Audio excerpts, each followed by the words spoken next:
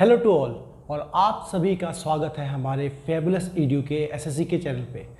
दोस्तों, हम अपना प्रतिशत का चैनल कर रहे हैं। विक्रम बैच चल रहा है ये, जिसमें हम आपको करवा रहे हैं मैथ का पूरा सिलेबस, वो भी फ्री। और दोस्तों, मैं आपसे कहना चाहता हूँ कि अगर आपने मैथ का ही सिलेबस कर लिया तो ऐसा नहीं कि सिर्फ आप एसएससी जीडी कर पाएंगे। एसएससी का सीएचएसएल, आपका एसएससी का सीजीएल, सारे क्वेश्चन भी उनके अटैम्प्ट कर सकते हैं, बहुत आसानी से कर सकते हैं। इसीलिए हमने इस बैच का नाम रखा है विक्रम बैच, जिसमें ये आपको काफ़ी उत्तीर्ण छात्रों में से बनाएगा। और आपने अगर इसे पूरा किया और साथ में आपने क्वेश्चंस की प्रैक्टिस भी की, अपने जो भी प्रीवियस ईयर की बुक लेके प्रीवियस ईयर जो क्वेश्चंस आए हुए हैं उनकी प्रैक्टिस की, तो हम आपको सुनिश्चित करते हैं कि आपके कहीं से भी कोई एक नंबर नहीं काट सकता अगर आपने कोई सिली मिस्टेक ना की हो।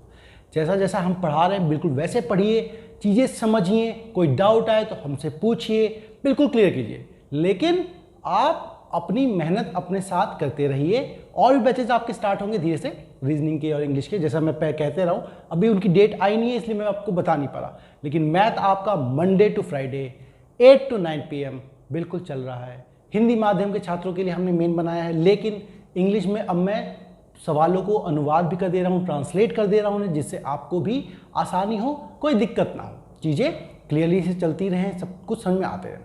तो आज हमारी क्लास है 10th क्लास। किसकी? प्रतिशत की। लंबा जा रहा है मैं समझ रहा हूँ, लेकिन क्या है, मेरा एम क्या है? मेरा एम है आपको 120 से 130 क्लासेस में पूरा सिलेबस कंप्लीट करवाना। तो जिसकी जहाँ पे ज़रूरत होगी, जिस टॉपिक के लिए जितने क्लासों की ज़रूरत होगी, हम उतने करेंगे और उतनी को अचीव करेंगे। और यही हमारा मकसद है, आपको उत्तीर्ण बनाने का, बिल्कुल अच्छा और बिल्कुल टैलेंटेड बनाने का, जिसमें आपकी एक क्वेश्चन भी कमी ना हो। 25 सवाल है, 25 के 25 आप करेक्ट करके आएंगे उसको, और वो भी कम समय के अंदर अंदर। देखिए, ठीक है। प्लस आप अपने दोस्तों को हमारे चैनल सब्सक्राइब करवाना ना भूलें और अपने दोस्तों को फैलाएं। रोज़ देखें, टाइम ही देखें, ऐसा नहीं देखो दोस्तों की क्या होता है, पहले थोड़ा पढ़ लेते हैं फिर बताता हूँ, नहीं तो पढ़ाई आपकी रह जाएगी, है ना। आप पे पढ़ते हो नहीं। तो आज क्या नए सवालों के साथ आऊँगा मैं। नए सवाल कौन से? वो स्टूडेंट वाले, टीचर वाले, कि इतने नंबर पे वो पास होना था, उतने नंबर पे पास नहीं हुआ, तो फिर कितने नंबर कम आए, कितने ज़्यादा आए, वो सब चीज़ें अभी देखेंगे, ठीक है। तो पहले प्रश्न से शुरुआत करूँगा मैं। पहला प्रश्न आप सबकी स्क्रीन पर क्या है, बोर्ड पे ही है। पहले क्या आता था कि मैं ऑनलाइन पढ़ाता था तो स्क्रीन पे क्वेश्चन आता था, तो मुझे वही निकलने लग गया स्क्रीन पर। चलिए कोई बात नहीं। अब देखो, किसी परीक्षा में, है ना, किसी परीक्षा में, परीक्षा किस चीज़ की है? अंकों वाली होगी, कोई ऐसा नहीं है कि मानवीय परीक्षा है, ठीक है। में एक विद्यार्थी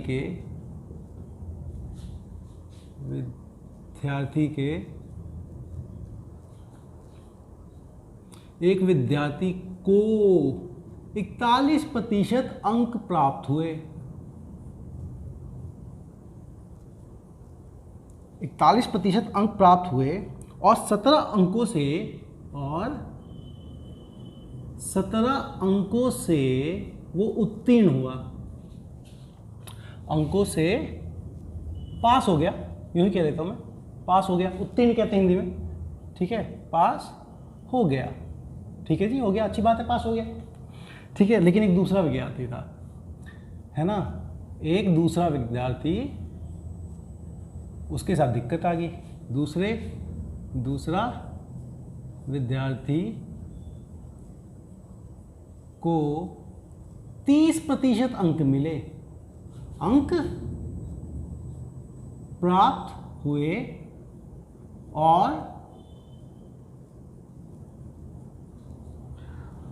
और वह आपका 16 अंकों से अनुत्तीर्ण मतलब फेल हो गया, और वह 16 अंकों से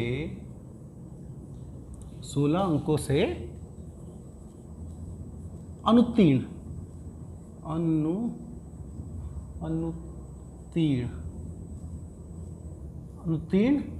हो गया, मतलब फेल हो गया, ठीक है, हो गया।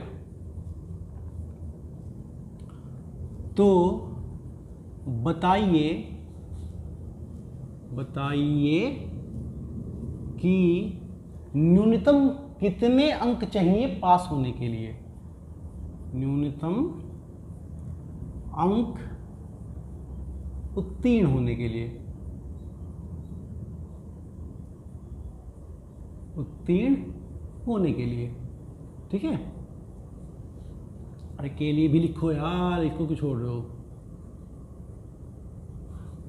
ये बताना है हमको। देखिए दोस्तों, समझना ये है पहले अंग्रेजी अनुवाद, ठीक है। इन an examination a student secure 41% marks and pass the examination by 17 marks. In the same examination, a second student secures 30% marks and he fails by 16 marks. So what is the minimum qualifying marks or minimum passing marks required for the student to pass the examination? ये सवाल है आपका। देखिए क्या है, देखो आपको समझना ये, पहले ये बताओ कि 41 अंकों से प्राप्त हुआ, 17 अंकों से पास हो गया, इसका मतलब क्या है? देखो मतलब समझने का ये है कि आप ही देखो स्कूल में जाते हैं ना, जैसे मान लीजिए कि मान लो 33 मान लो, ठीक है, मान लो 33 नंबर पासिंग मार्क्स होता है। ऐसे नॉर्मली होता है कि 100 में से जिसके 33 आ गए वो पास हो गए, ठीक है। अगर किसी के इसमें 50 नंबर आ गए तो क्या बोलेगा कि भाई मेरे 17 नंबर ज़्यादा है पासिंग से, तो क्या बोलेगा 17 नंबर से पास हो गया हूँ मैं, मतलब जितने पासिंग चीज़ थे उससे 17 ज़्यादा ही है मेरे, कम नहीं है, ठीक है। तो वो बोलेगा कि भाई 17, इसे कहते हैं कि 17 नंबर से वो पास हो गया। एक तो ये, हालांकि वहाँ प्रतिशत कुछ और है। अगर वो फेल हो जाता तो मान लो उसके 30 नंबर आते, तो क्या बोलेगा 33 पे पास था, 30 नंबर आए, यार मैं 3 नंबर से फेल हो गया।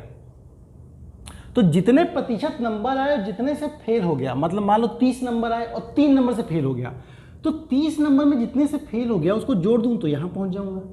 और अगर आप देखें कि 33 नंबर थे, उसने बोला कि 17 नंबर से पास हो गया, तो अगर उसके 50 नंबर थे तो 17 नंबर कम जाऊंगा तो वापस जितना पासिंग नंबर होता है वहीं पे पहुंच जाऊंगा।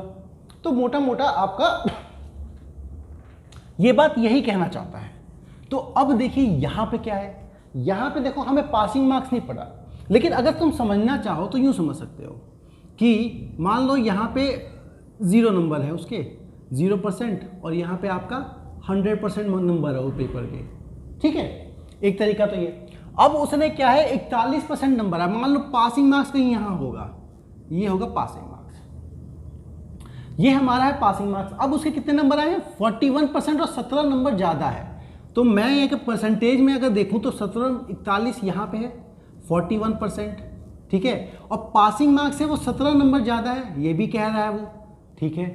अब दूसरा बच्चा देखो, दूसरा बच्चा 30% आए, तो 30% तो 0 से स्टार्ट होकर 41 से पहले आएगा और फेल हो गया वो, तो मान लेता हूँ कि 30% यहाँ कहीं है, ये 41% है, ठीक है। अब वो पासिंग मार्क्स से कितना कम रह गया 16 अंक कम रह गया बेचारा, ये रहा, चलो 16 अंक कम रह गया, ठीक है। तो अब आपको समझना क्या है कि देखो यहां से यहां तक का अगर अंकों का डिफरेंस देखोगे, यहां से यहां तक 16 और 17, मतलब यहां से इन दोनों बच्चों में जो अंकों का डिफरेंस है, इन दोनों बच्चों में जो अंकों का डिफरेंस है, कितना डिफरेंस आया होगा उनके मार्क्स में, तो वो होगा 16 नंबर, ये तो कम रह गया है और ये ज्यादा है 17, 16 17 33 नंबर का अंतर है, 33 नंबर का अंतर है। और वही अगर प्रतिशत में अंतर देखूं मैं तो 30% और 41% अंतर कितने के, देखो यहाँ से यहाँ तक 30% है और यहाँ से यहाँ तक आपका उसका 41% है, तो उसके नंबर तो यहाँ से लेके यहीं तक है ना, मतलब जो दोनों के बीच का अंतर। तो परसेंटेज में देखो 30% नंबर लाया है, दूसरा 41% नंबर लाया है, मतलब 11% का डिफरेंस है। क्या ये जो परसेंट में डिफरेंस है वही उनके नंबर का डिफरेंस है? बिल्कुल, जो परसेंट का डिफरेंस है वही नंबर। तो आपको पता है कि 11% जो है उसकी वैल्यू है आपकी 33। तो पूरा पेपर कितने नंबर का होगा? पूरा पेपर कितने नंबर का होगा? पूरा पेपर होगा 100% का। तो 100% कितने का होगा ये निकालना आपको आता है। 33 अपॉन में 11 इंटू में 100 कटेगा 3 से और ये आपका आ जाएगा 300 मार्क्स का पूरा पेपर है। तो अब आपसे पूछा गया कि कितने नंबर चाहिए पास होने के लिए, तो ठीक है ना यार, इस बच्चे के 30% नंबर थे और 16 नंबर से फेल हो गया था, तो आप इसके पहले 30% निकाल दीजिए। 30% निकालिए, 30% क्या होगा 300 का 90, है ना, करना आता है ना, ठीक है। 30% निकालना है, मैंने सिखाया था पहले क्लास में, ठीक है। 0 से आपका 0 कट गया, 90 आ गया। 90 मार्क्स तो है जी, कि वो लड़का 30% नंबर लाया था, मतलब 90 नंबर लाया था, लेकिन वो लड़का भी 16 नंबर से फेल हो गया है, ये भी कह रहे हैं। तो पासिंग मार्क्स कितना होगा? अगर 90 नंबर में 16 और लेके आया होता तो पास हो जाता। इसका मतलब उसे 106 मार्क्स चाहिए थे पास होने के लिए। तो एक तरीका तो आपको ये हो गया, देखो निकल गया। दूसरा तरीका देखो मैं आपको यहीं बता देता हूँ। दूसरा तरीका क्या है? पासिंग परसेंटेज मान लो कुछ भी है, पी है मान लो, ठीक है। तो पी की वैल्यू क्या है? अगर वो 30% मार्क्स लाया है और आपको 16 नंबर और लेके आता तब जाके पास होता।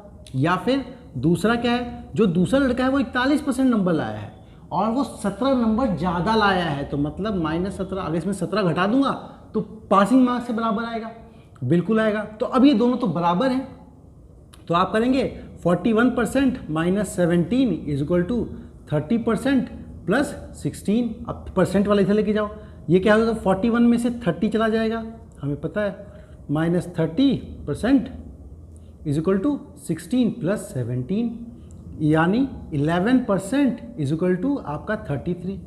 तो यहाँ से भी आप 100% निकाल लोगे, 11% की वैल्यू 33 है, 100% की क्या होगी? 33/11 इंटू में 100 इज इक्वल टू आपका फिर से आ जाएगा 300। अब आपसे पूछा पासिंग परसेंट बताओ, तो 30% निकाल दो इसका, फिर 16 जोड़ दो, वही काम यहाँ किया। तो एक तरीका ये कर लीजिए या आप एक तरीका ये कर लीजिए, या फिर और शॉर्टकट समझना है आपको तो हमें कुछ नहीं, हमें क्या करना है, देखो एक बच्चा फेल हुआ है, एक बच्चा पास हुआ है। अगर दोनों पास होते तो उनके नंबर का डिफरेंस लेते, अंतर लेते, लेकिन ये दोनों फेल हुए हैं। जब दोनों, एक पास हुआ है एक फेल हुआ है, तो दोनों के नंबर को जोड़ दो और दोनों के परसेंटेज को घटा दो। ट्रिक समझो, अगर एक पास एक फेल हुआ है तो दोनों के परसेंटेज को घटा दो, इन दोनों के परसेंटेज को घटाया तो कितना है? 11। तो ये सीधे लिख दो तुम, इन दोनों घर पे घटाया तो 11% आ गया, ठीक है। और उन दोनों को जोड़ दो, 17 और 13 33, 33 आ गया। देखो वही चीज़ यहाँ पे भी आएगी, वही चीज़ यहाँ से भी आएगी, वही चीज़ यहाँ से आएगी, तो सीधे हम वही कर लेंगे, क्या कि दोनों के परसेंटेज को डिक्रीज कर देंगे, घटा देंगे, और दोनों के नंबरों में जो अंतर है उनको जोड़ देंगे, तो उससे भी हमारी चीज़ें आ जाएंगी। लेकिन कब? जब दोनों में से एक पास हुआ हो एक फेल हुआ। अगर दोनों फेल हो गए हो तो दोनों के नंबरों को भी डिक्रीज करते हैं, और दोनों पास हो गए दोनों के नंबरों को फिर डिक्रीज करते हैं, ठीक है।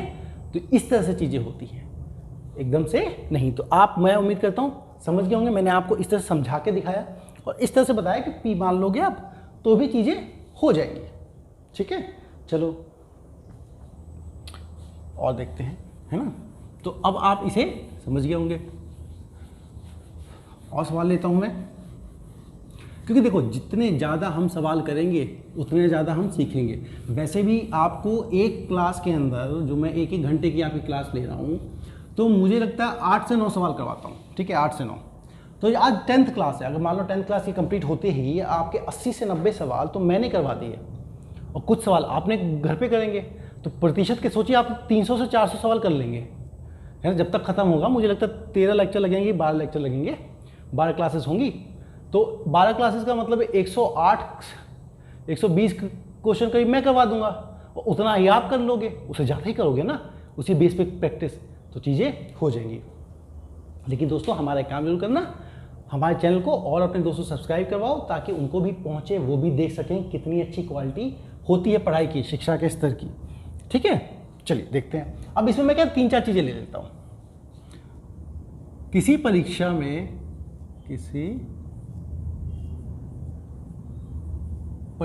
में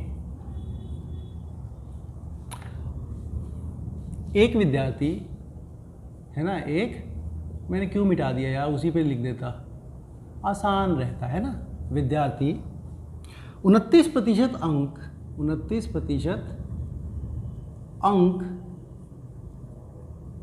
प्राप्त करता है ना, 29% अंक प्राप्त करता है तथा 20 अंकों से अनुत्तीर्ण हो जाता है, तथा 20 अंकों से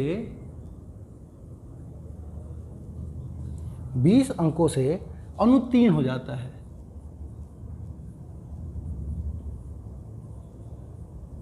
अनुत्तीर्ण हो जाता है।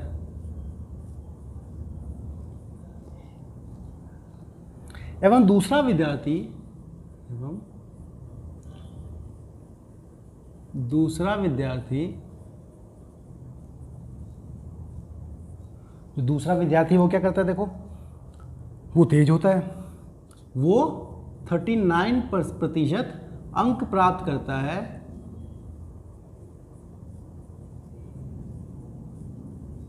है और आपका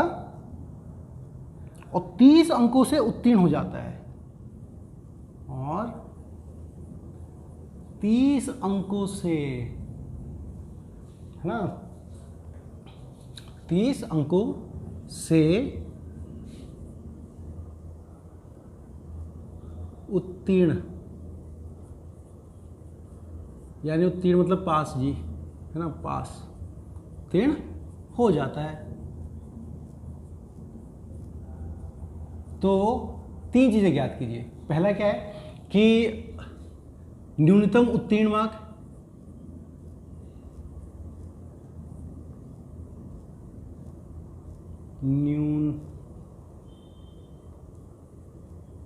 न्यूनतम उत्तीर्ण मार्क अंक, ठीक है आपका। फिर आप कहते हैं कि पूर्णांक कितना है उसका, उस पूरे पेपर का, है ना। दूसरी चीज़ क्या कीजिए, पूर्णांक, पूरा का पूरा जो अंक है उसका, कुल जो अंकों का पेपर है वो। और तीसरी चीज़ आप और बता दीजिए इसमें कि न्यूनतम जो उत्तीर्ण अंक हैं आपके, ठीक है, उसका प्रतिशत। तो आपको इसका, है ना, इसका प्रतिशत बताना है आपको, कितना परसेंट है, कितने परसेंट वो, ठीक है। तो 3 सवाल आपके ये बन गया। बिल्कुल उसी तरीके से करेंगे जैसे मैंने आपको सिखाया है। आप दोनों में से कोई भी तरीका लगा सकते हैं। पहला क्या है, मैंने आपको सिखाया क्या है, एक अंक, एक लड़का है वो पेपर पास हुआ है, एक लड़का पेपर फेल हुआ है, तो हम क्या करेंगे, दोनों के प्रतिशत का अंतर ले लेंगे। सिखाया मैंने, नहीं सीखा तो आप पहला वाला क्वेश्चन जो है, प्रश्न फिर से देखिए। अच्छा, पहले उन बच्चों के लिए जो इंग्लिश में ट्रांसलेशन चाहिए कि in an examination student secure 29% marks and fails by 20 marks. In the same examination, a second student secures 39% marks and pass the examination with 30 marks. So find first thing is minimum passing marks, then your total marks of the paper, and third, the percentage of passing marks. What is the percentage of passing marks? So these तो ये 3 चीज़ें थी जो पूछी गई हैं। चलिए अब सवाल को देखते हैं बिल्कुल हिंदी में समझ के, कि उन्होंने, मैंने आपको क्या बोला कि आप क्या करेंगे, देखो एक पास हुआ है एक फेल, तो दोनों के परसेंटेज का अंतर कितना हुआ, 29 और 30, शॉर्टकट बनाएंगे 10%। मैं मार्कर ही बदल लेता हूँ, है ना। अब वो जो तकलीफ दे, क्यों उसको बार बार हम तकलीफ दें, ठीक है। तो क्या है आपका 39%, एक है 29%, एक है 39%, तो दोनों के बीच का मार्क्स का अंतर कितना है, 10% है सर, ठीक है। और ये 10% आपका किसके बराबर होगा सर, 10% इन दोनों के, अगर हम नंबरों का सम कर दें उसके बराबर होगा। 20 और 30 50, मतलब कि वो 10% जो मार्क्स है वो है 50। तो आपको पूछा है कि टोटल मार्क्स कितने होंगे, पूर्णांक कितने होंगे, तो टोटल मार्क्स तो 100% ही होते हैं ना, 100%। तो 10% अगर 50 है तो 100% कितने हो जाएगा, 500, है ना। नहीं तो निकालने को ये निकाल लो। देखो मैं बार बार करके बता रहा हूँ, लेकिन आप लोग ये सीख लो, है ना। बार बार करके बताने का मतलब नहीं है। तो 500 नंबर का पूरा पेपर है, ये तो पता लग गया हमें, दूसरे सवाल का जवाब मिल गया। अब क्या, न्यूनतम उत्तीर्ण अंक चाहिए हमें। न्यूनतम उत्तीर्ण मतलब मिनिमम पासिंग परसेंटेज चाहिए। तो किसी को भी ले लो यार, 29% नंबर लेके आया था और 20 नंबर से फेल हो गया। 29% किसका, 500 का लेके आया था, तो 29% निकाल लो 500 का, 500 का 29%, और 20 नंबर से फेल हो गया है, तो इसमें अगर आप 20 नंबर जोड़ दो तब जाके वो पासिंग मार्क्स के बराबर आ जाता। तो ये कितना हो जाएगा आपको, 0 से घटा 29 5 जा 145 प्लस 20 इज इक्वल टू आपका 165, 165 नंबर है पासिंग मार्क्स।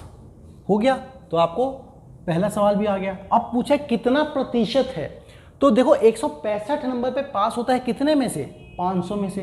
तो भिन्न क्या होगा, 165 चाहिए उसे 500 में से, इनटू में आप कर देंगे 100, ठीक है, कुछ नहीं, फिर वही चीज़ है, 0 से 0 कट गया, 5 से काटो, 5 3 जा 15 और 3 जा, अरे वाह, ये तो बिल्कुल अपना ही पेपर बन गया है। 33% मार्क्स चाहिए थे उसको पास होने के लिए। ये तो CBSE हो गया, CBSE में 33% चाहिए होता है, 500 नंबर पेपर होता है, सब कुछ वैसे ही होता है ना। तो आपका 33% पे वो पास हो जाएगा लड़का। क्लियर? अब तो आपको कोई डाउट नहीं होगा। देखो मैंने तीनों चीज़ें लेके समझा दी, और ज़्यादा बड़ा है ही नहीं, ज़्यादा मुश्किल होता भी नहीं है इस तरह का सवाल, आराम से चीज़ें क्लियर हो जाती हैं तो समझ में आ जाता है।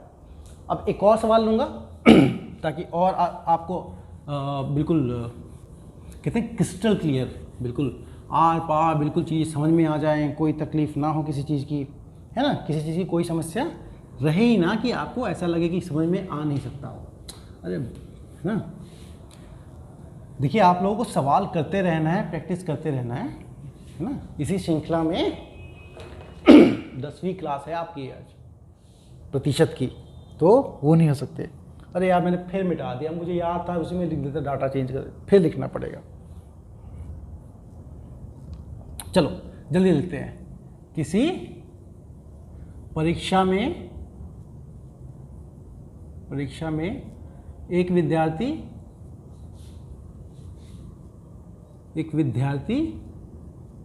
कितने नंबर आता है? 30% अंक प्राप्त करता है, 30% अंक प्राप्त करता है ना,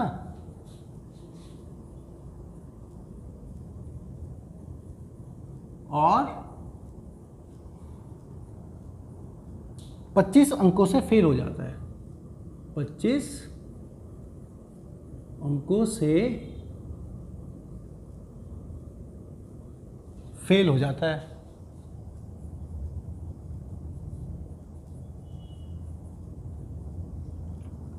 फेल हो जाता है तथा दूसरा विद्यार्थी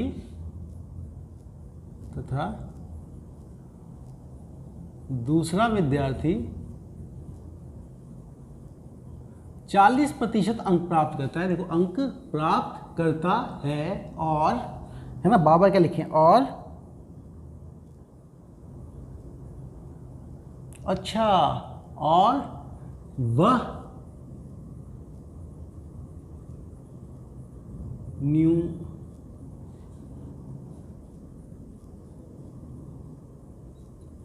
न्यूनतम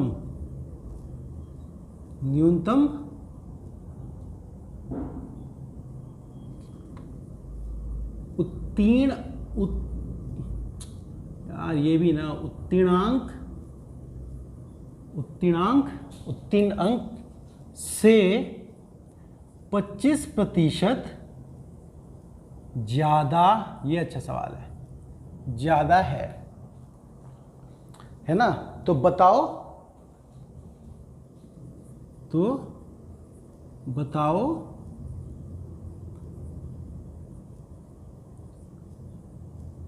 न्यूनतम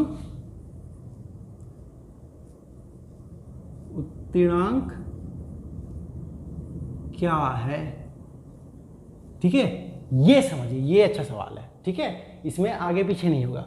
देखो इसमें क्या बोला है, वो 40% अंक लाया है, जो कि न्यूनतम उत्तीर्णांक से 25% ज्यादा है। ठीक है, ये पकड़ो, यहां पे प्रतिशत पे खेल रहा है सारा।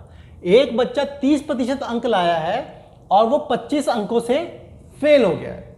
ठीक है, तो आपको समझना क्या है कि आपका जो 25% है, यहां पे पहले निकालना पड़ेगा।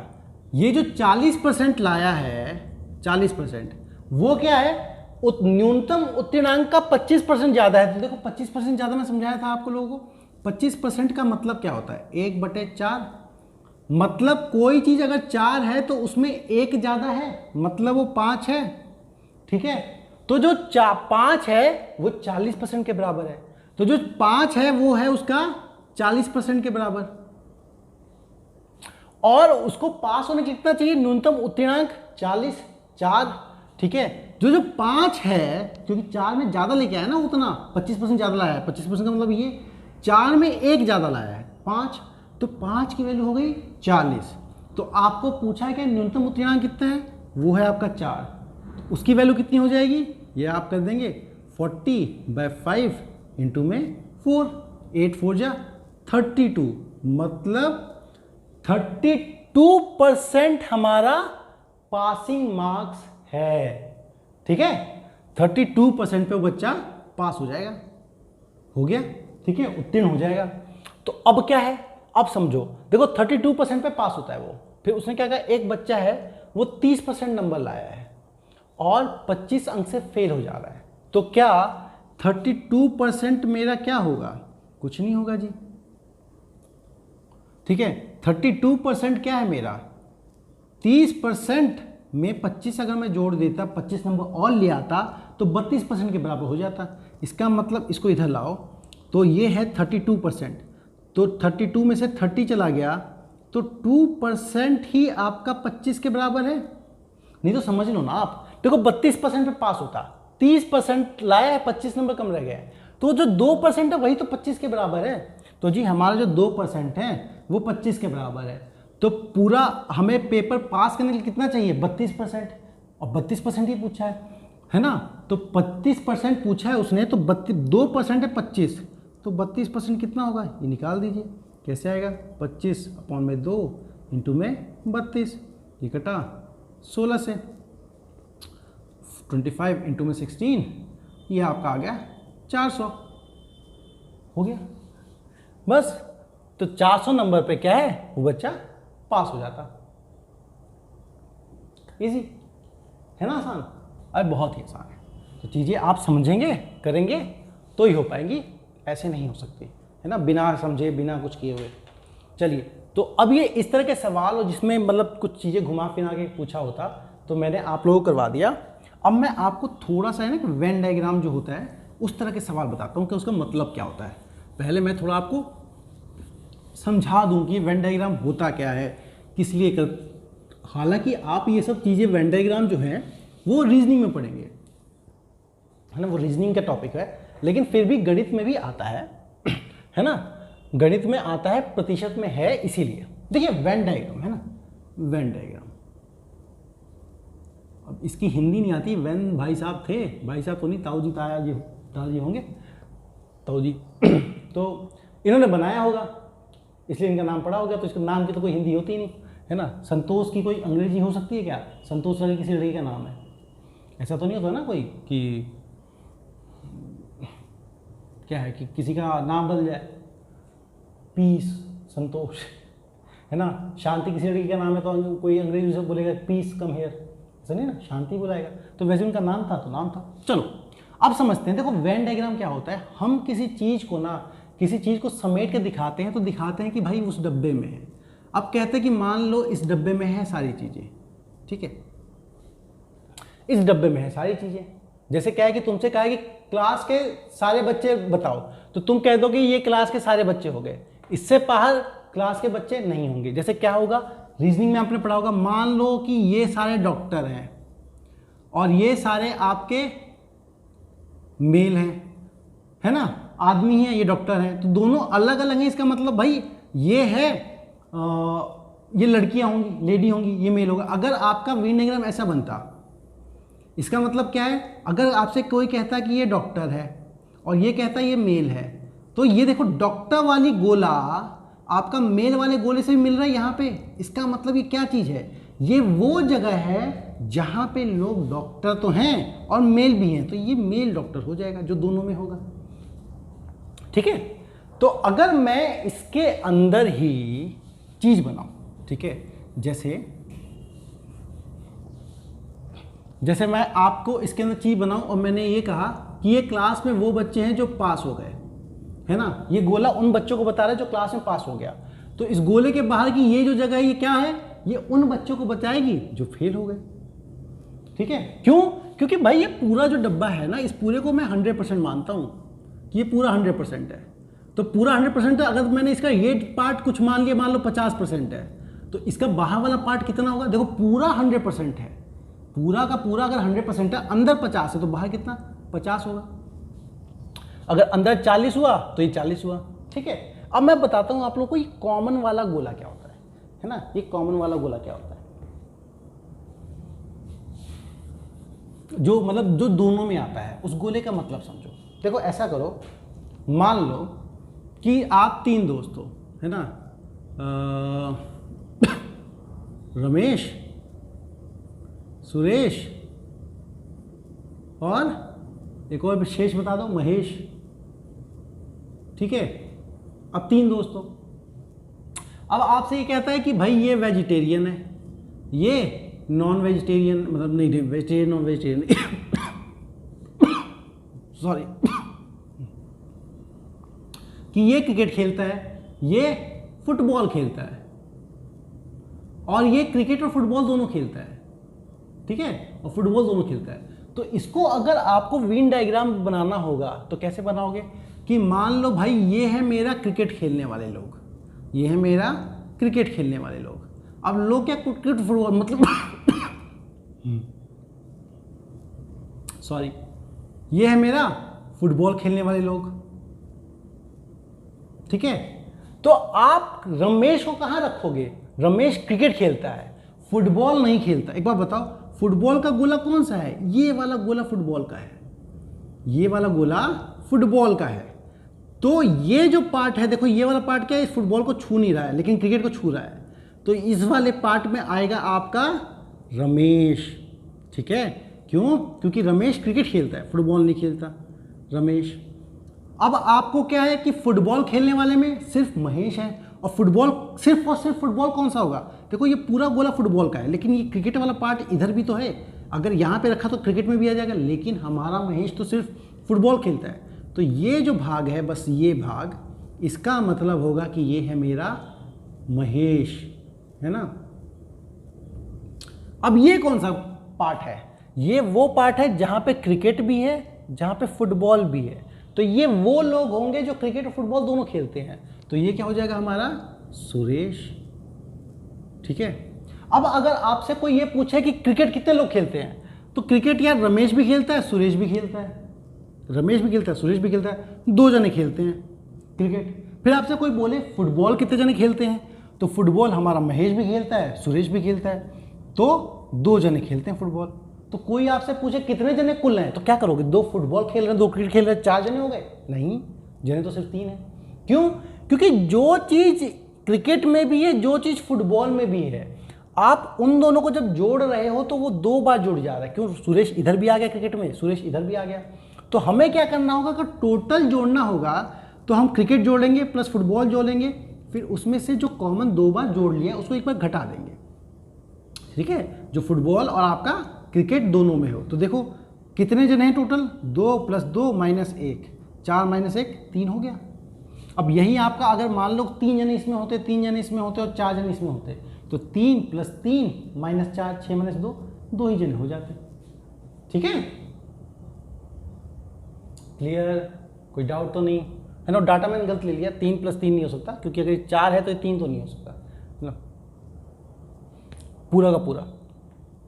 समझ में आ गया आपको? नहीं तो ऐसे भी गिन सकते हो कि भाई ये कितना है? 1, ये बंदा कितना है? 1, ये बंदा कितना है? 1, 1, 1, 1, 3। इस तरह से भी कर सकते हैं। अब क्या, कुछ मैं आपको सवाल लेके समझाता हूँ, तो आपको क्या है वो ज़्यादा बेहतर तरीके से चीज़ समझ में आएगी। क्या है ना, सवालों से गणित की खासियत ही यही है, वो सवालों से निखर के आता है ना। सवालों से पता लगता है अच्छा कहना क्या चाहते थे। 3 इडियट देखती है ना, 3 इडियट तो देखा होगा आप लोगों ने। तो 3 इडियट में उसका प्रोफेसर पूछता है आमिर खान का, है ना, हुनसुक वांगड़ू का, कि कहना क्या चाहते हो। तो वही बात है, तो कहना क्या चाहता है गणित सवाल, वो आपको इसी से पता लगेगा। चलो देखते हैं। किसी परीक्षा में,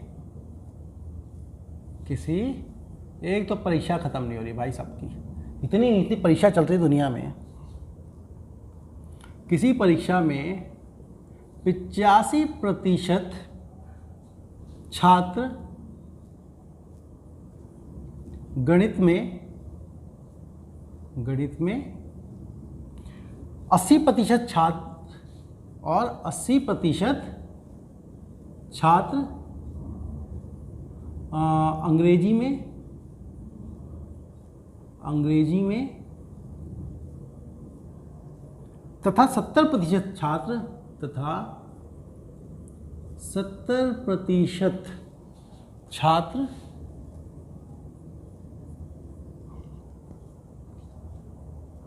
दोनों विषयों में पास होते हैं, दोनों विषयों में पास होते हैं, ठीक है जी, बिल्कुल ठीक है।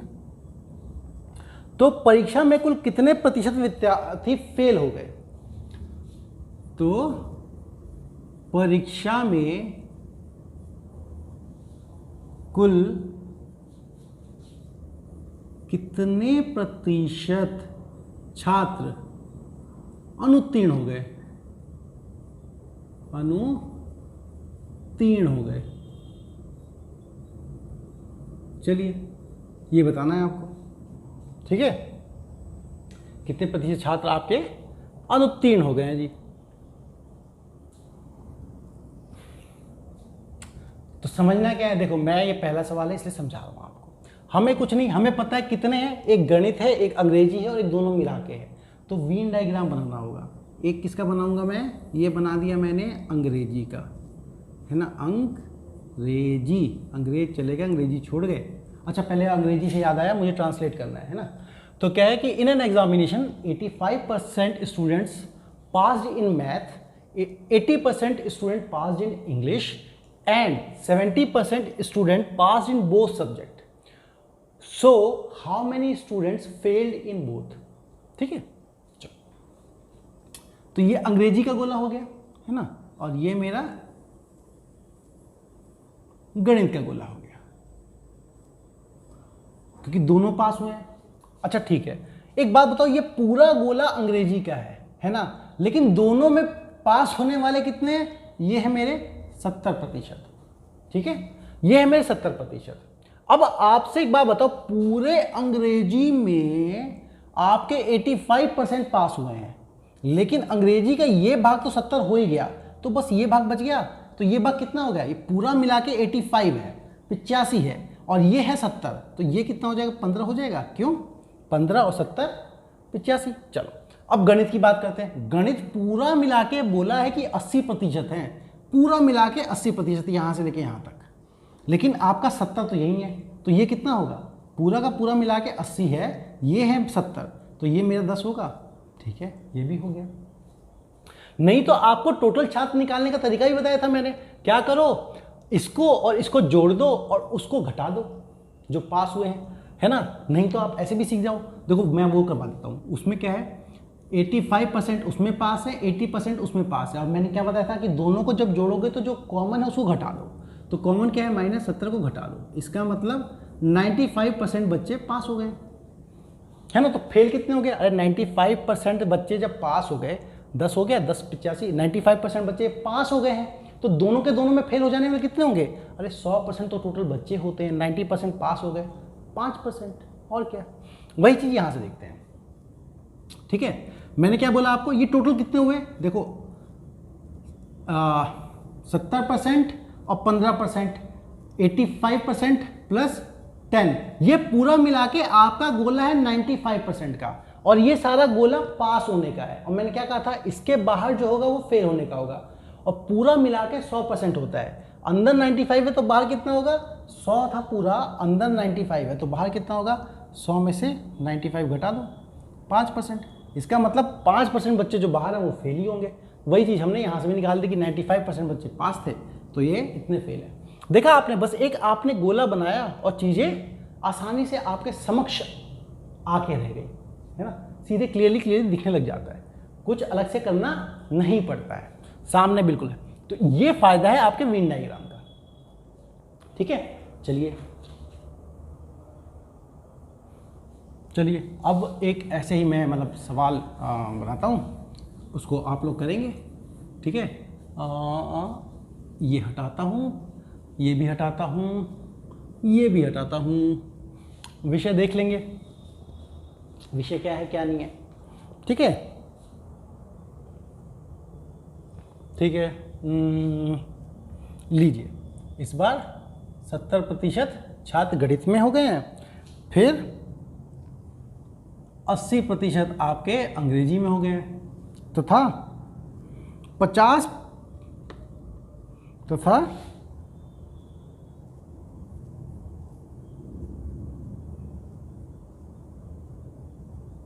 50% दोनों में अनुत्तीर्ण हुए हैं। ठीक है, 80 और 50 आपका 80 70 150 तथा सवाल में कुछ गड़बड़ तो नहीं है। चलो उल्टा है, यहाँ पे उल्टा है। इसमें बोला है 50% जो है वो दोनों विषयों में अनुत्तीर्ण है। पहली फेल है भाई 50%। तो बताओ कितने परसेंट छात्र उत्तीर्ण होंगे, है ना? कितने प्रतिशत छात्र उत्तीर्ण होंगे? तो आप देखो, ये समझो, यहां पे उसने जब दोनों का कॉमन 50% दे रखा है, ठीक है, कि दोनों में ही फेल है ना? तो आप क्या करो, जिसमें दोनों में है उसी को पकड़ लो। तो क्या करो, इसमें फेल वाला गोला बना लो जो अनुत्तीर्ण हुए हैं, ये आप बनाओ। हाँ,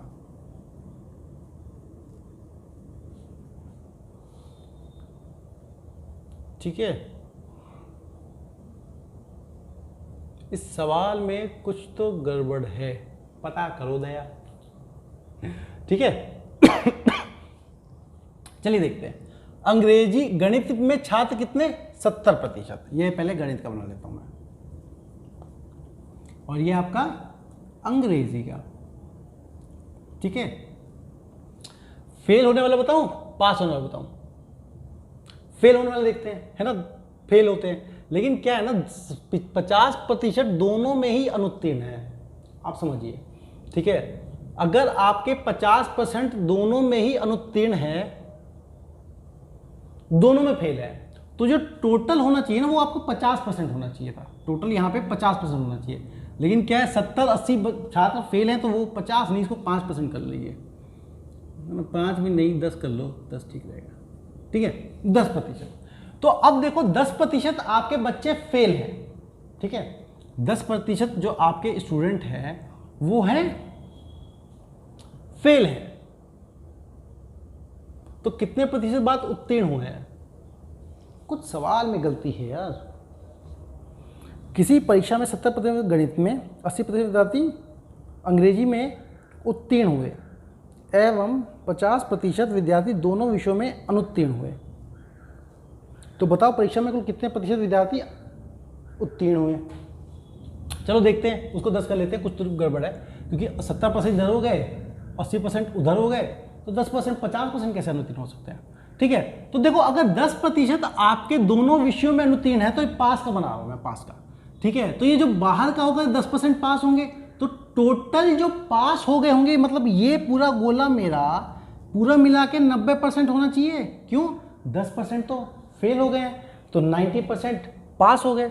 अब 90% आपके टोटल पास हो गए, तो ये कितना है गोला, है ना? ये पूरा कितना है? गणित का है। तो ये पूरा गोला गणित का कितना बोला उसने? 70%। पूरा बोला 70%। ठीक है, और अगर ये अंग्रेजी का मैं देखूं पूरा, तो अंग्रेजी का उसने बोला 80%। ठीक है, इन दोनों को मिला के 90% आना चाहिए, लेकिन आ कितना रहा है? 70 और 80, 150, है ना? आपका 150% आ रहा है, 150%। लेकिन आना कितना चाहिए था? आना चाहिए था सिर्फ 90। देखो, ये ज़्यादा क्यों आ रहा है, मैंने समझाया था आपको, क्योंकि अगर आप इन दोनों को डायरेक्टली जोड़ दोगे, तो बीच में जो कॉमन है उसको सब्ट्रैक्ट करना पड़ता है ये तक लाने के लिए, है ना? तो क्या हो, दोनों को डायरेक्टली जोड़ा, तो मैंने 70 + 80, उसमें से मान ये कॉमन x था, है ना? तो इसमें से x घटाना था, तब जाके आता 90। तो यहां से निकाल लेते हैं हम x। तो x क्या हो जाएगा मेरा? ये हो जाएगा 70 + 80 - 90, जो कि हो गया आपका 60%। ठीक है, देखो ये कितना, 150 में 90 गया, 60%। इसका मतलब वो प्रतिशत, उतना प्रतिशत बच्चे जो दोनों में पास हो गए हैं वो था x। तो ये जो वाला पार्ट था वो था x, और वो कितना आ गया हमारा? 60%। देखा आपने, एक लाइन में आंसर निकल रहा आता है अगर आपको वेन डायग्राम ठीक से बनाना हो तो। देखो उसका डाटा 50% गलत मैं इसलिए बोल रहा था, अगर 50% हो जाता तो टोटली 50 हो जाता, ठीक है, तो टोटल 50 हो जाता तो आप क्या कहते 70 प्लस 80 इज इक्वल टू 50, है ना। आप क्या करते हैं 70 प्लस 80 इज इक्वल टू आपका 50, फिर ये एक्स की वैल्यू क्या आ जाती, ये हो जाती 100, मतलब 100% बच्चे पास हो गए हैं। 100 कैसे पास हो सकते हैं, सब तो पास हुए नहीं ना, इसलिए मैं कहता कि डाटे में कुछ तो गड़बड़ है। वो आपको प्रैक्टिस से आ जाएगा कि क्यों चीज़ें मुझे पता लग गई कि गलत हैं, है ना, वो एक बार आपको ही पता लग जाएगा चीज़ें करते करते, ठीक है। अब थोड़ा डर रहा है। अब देखो ये विद्यार्थी वाला सवाल नहीं है, कुछ और है, लेकिन क्या है करेंगे हम ऐसी वेन डायग्राम से ही, इसलिए थोड़ा बदलाव है, तो उसको भी देख लेते हैं, ठीक है, उसको भी आपका देख लेते हैं। किसी समूह में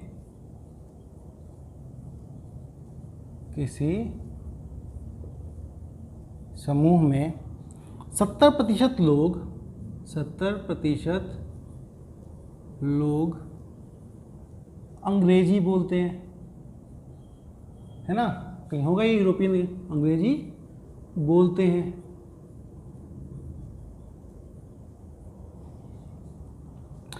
65% लोग हिंदी भाषा बोलते हैं, 65% लोग हिंदी बोलते हैं, हिंदी बोलते हैं।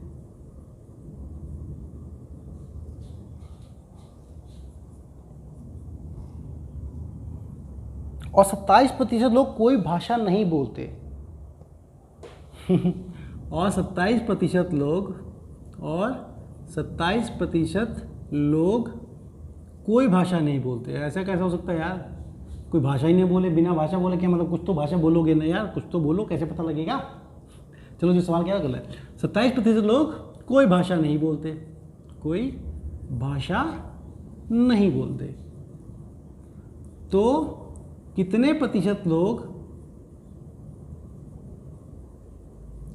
दोनों भाषा बोलते होंगे,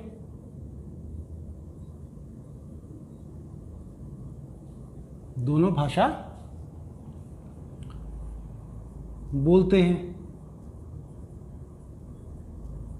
ये बताना है हमको, ठीक है। तो क्या करेंगे, देखिए बिल्कुल वैसा ही है जो हमने अभी अभी किया था। इसमें क्या दे रखा है कि 70% बोलते हैं, 65% हिंदी बोलते हैं, फिर नहीं बोलने वाला दे दिया। तो नहीं बोलने वाला मान लो ये आपका, अच्छा पहले अंग्रेजी ट्रांसलेशन, ठीक। In a group 70% people speak English and 75% people speak Hindi. If 27% of people do not speak any of the languages, so calculate the percentage of people who speak both languages, which is English as well as Hindi. तो अब आपको क्या है कि ये मान लिया ये मेरा क्या है, अंग्रेजी, हाँ जी, ये है हिंदी, हमारी भाषा है ना, मातृभाषा। चलिए मातृभाषा, तो अब क्या है, अंग्रेजी है, ये हिंदी है। अब कहानी आ जाए किसकी, अब आपको समझना क्या है कि 27% कुछ नहीं बोलते, तो ये तो बोलने वाले गोला है, 27% इससे बाहर है, तो इन दोनों को मिला के कितना होता होगा। देखो 100% तो पूरा होता है, 27% तो बोलते ही नहीं है, तो टोटल बचा 100 में से 73%, मतलब ये पूरा गोला मिला के दोनों को जोड़ के 73% होना चाहिए। ये तो हमको पता लग गया। हमसे पूछा है कि ये दोनों भाषा को कितना बोलते हैं, बिल्कुल वैसे ही सवाल, इसको मान लो x। अंग्रेजी पूरा कितना दे रखा है आपको, 70%, पूरा गोला है अंग्रेजी का पूरा ठीक है, और हिंदी का कितना दे रखा है, 65, पूरा का पूरा। तो मैंने आपको क्या सिखाया था, अगर आपको ये निकालना हो तो क्या करेंगे, दोनों का पूरा गोला जोड़ के x घटा देंगे। तो दोनों का पूरा गोला जोड़ो, 70 प्लस 65, उसमें से आप x घटा दो, तो ये किसके बराबर होगा, आपका 73 के बराबर होगा, ठीक है। x वो है जो दोनों में हो, तो x का मान निकालना हो तो x को इस तरफ लेके चले जाओ, 73 को इधर ले आओ, तो ये होगा 70 प्लस 65 माइनस 73, ये हो गया आपका x। तो ये हो गया आपका 135, 135 माइनस 73 इज इक्वल टू आपका 62। तो x की वैल्यू कितनी होगी, x है भाई हमारा 62%, मतलब 62% लोग दोनों ही भाषा बोलते हैं, हिंदी भी और अंग्रेजी भी। अगर उस ग्रुप में मैं होता तो मैं भी यहीं पे आता, हिंदी भी आ जाती है, अंग्रेजी भी आती है तो कोई दिक्कत नहीं। ऐसे ही आप भी बहुत सारे होंगे, ऐसा नहीं है कि सिर्फ एक ही भाषा आती है आपको। हिंदुस्तान में तो अक्सर चीज़ें क्या होती है, इंग्लिश हिंदी दोनों ही आती हैं। अगर आप साउथ इंडियन स्टेट से बिलोंग नहीं करते हैं तो वहाँ पे तो एक रीजनल लैंग्वेज भी होती है जो उनकी, तो वो ज़्यादा अच्छे से आती है लोगों को। हिंदी की फिर भी डिफ़िकल्टी हो जाती है, तो इंग्लिश तो जानते जानते साथ में वो भी जानते हैं सॉरी दोस्तों। हाँ चलिए अब अगला सवाल देखते हैं। अगला सवाल भी कुछ थोड़ा सा बदलते हैं, है ना। जैसे आपको वेन डायग्राम करना आ गया तो वेन डायग्राम पे क्या सिर्फ वही सवाल थोड़ी कर दोगे, ये इतने प्रतिशत उसमें लाया, गणित में इतने प्रतिशत अंग्रेजी में लाया। हमें तो क्या है, चेक करते रहना है, जितने विभिन्न प्रकार के सवाल बन सके और हम उन्हें उनका समाधान और सॉल्यूशन बता सकें, वो सब देखते रहना है, ठीक है। चलो अब सिनेमा हॉल लेते हैं। सिनेमा हॉल में गए होगे तुम पॉपकॉर्न खाने, है ना, गए तो होगे पक्का तुम, अकेले भी नहीं गए होगे, घर वालों को बिना बताए, दोस्त जानते होंगे किसके साथ गए होगे, गए तो जरूर होगे। चलो एक सिनेमा हॉल में एक सिनेमा हॉल में बैठा प्रत्येक व्यक्ति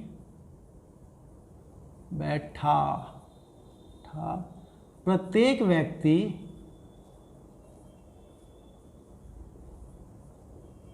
आप देखो क्या कर पाएंगे, या तो पॉपकॉर्न खाता है या लस्सी पीता। अरे वाह, या तो, अब पॉपकॉर्न कैसे लिखूं, पाप हो जाएगा, पॉपकॉर्न। अरे देख लो यार, पॉपकॉर्न खाता है, पॉपकॉर्न खाता है या लस्सी पीता है ना, दोनों काम नहीं कर रहा, पता नहीं क्या कर रहा। अगर 71% लोग पॉपकॉर्न खाते हैं और 62% लोग लस्सी पीते हैं,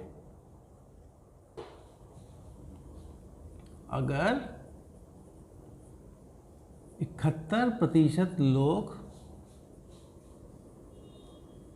पॉपकॉर्न खाते हैं, pop pop pop pop pop corn, corn नहीं होता, कॉर्न होता है, कॉर्न कॉर्न, देख लेना यार, पॉपकॉर्न है ना खाते हैं, और देखो भावनाओं को समझ जाया करो यार, नहीं हो पा रहा वो पॉपकॉर्न समझ नहीं आ रहा। और 62% लोग, लस्सी लिखवा ना, लोग लस्सी पीते हैं।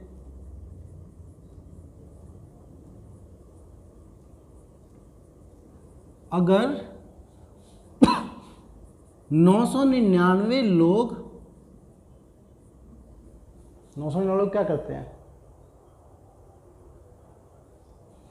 पॉपकॉर्न खाते भी हैं और लस्सी पीते भी हैं, पॉपकॉर्न कॉर्न ऐसे होगा, कॉर्न कॉर्न, अब आ गया, पॉपकॉर्न खाते भी हैं और लस्सी भी पीते हैं, लस्सी भी पीते हैं। तो सिनेमा हॉल में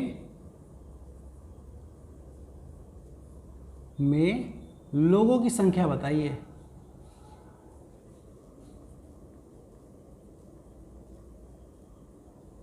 ज्ञात कीजिए।